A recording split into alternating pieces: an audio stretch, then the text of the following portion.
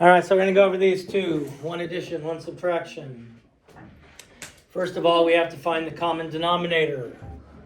And I'm going to go over every step because I know most of you right now are looking at it and can find the common denominator. But I'm going to go through every step.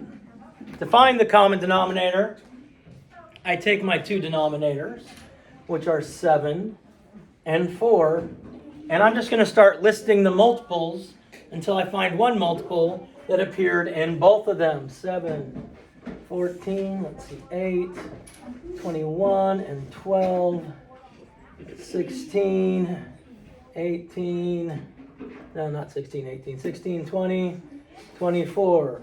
My least common denominator is, no, 28, sorry. 24, 28. My least common denominator is 28. Okay, so all I did was take my denominators, list the multiples until I found the common one. The first one they had in common. So now I need to take both of these fractions, and we're going to have an assignment on this today, so hopefully you're watching.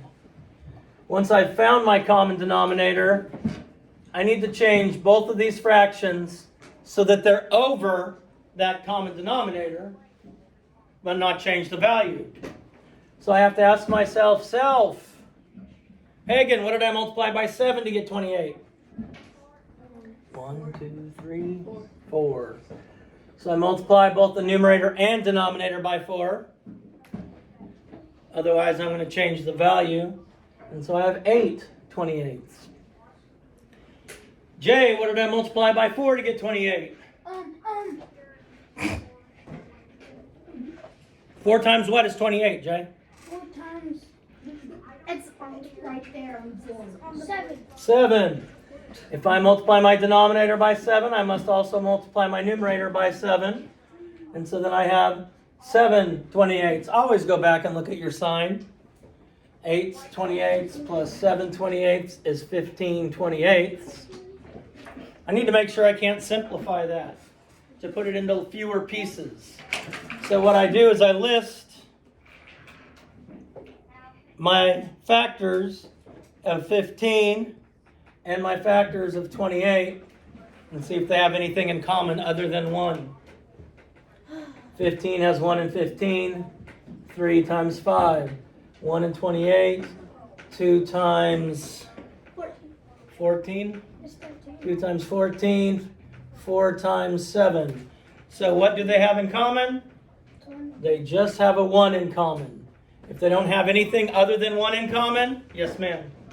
You can also tell if both products are divisible by 2, then they're going to be able to simplify. Yes. If one product is not divisible by 2, that is You can still simplify it by something else. Because what if I had 21 over 28? I can simplify that. Because I can divide them both by 7. So it's not just if they're both even. I'm talking about dividing by 2. Divisibility by 2. So my answer would be 15 over 28. 15 over 28 for this particular one.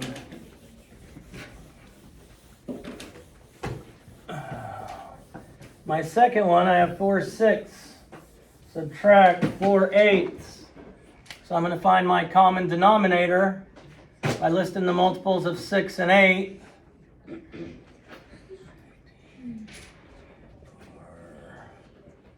38, 16, 24. My common denominator is 24. It's the first one they have in common, the first multiple they have in common. Now, if you had a multiplication chart, you wouldn't have to list them out. You could just look down the row that's 6 and the row that's 8. You could look up there at that one. So I changed 4 6 and 4 8 so that they're over 28. What did I multiply by, not 28, 24.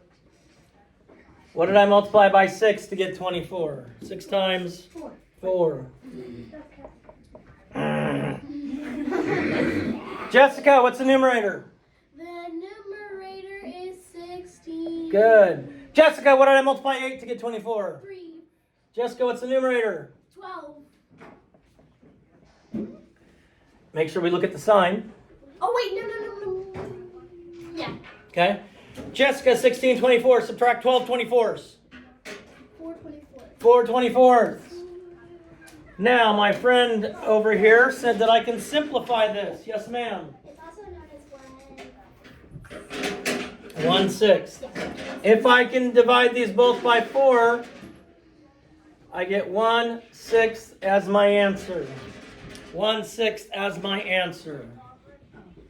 So, those are two more of the problems that'll be on next week's test.